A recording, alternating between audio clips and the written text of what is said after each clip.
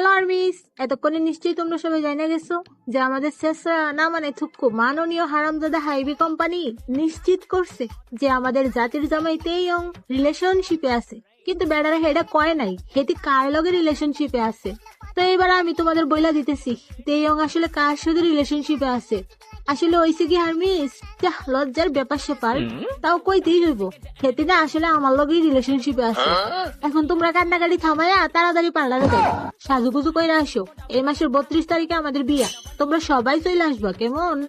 তো মাননীয় হারামজাদা মির্জাফর হাইবি, এবার আপনারা কিছু কই কেমন?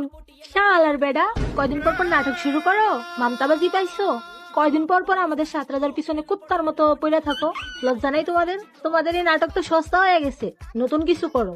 তা বলি, পিছনে যে লাগছো ঠেলা সামলাইতে পারবা তো? তোমরা যে ভুলবশত বুল ফ্যান্ডমের পিছনে লাগছো, এটা কি তোমরা বুঝতে পারতাছো না? আর্মিদের কলিজায় হাত দিতেছো তোমরা, এইবার তোমাদের কলিজা দেখানোর পালা।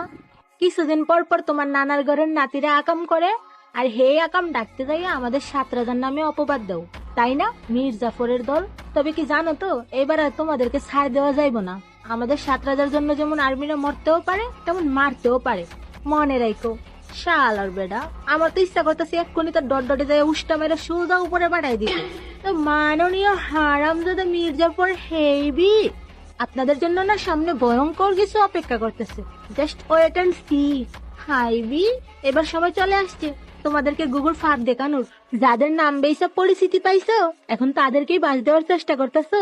চিন্তা করে না, তোমরা যদি বাস রেডি করো তাইলে আমরা আর্মিরাও না তোমাদের জন্য মোটা মোটা লম্বা লম্বা রড রেডি করবো। ওয়েট করো, শুধু ওয়েট করো।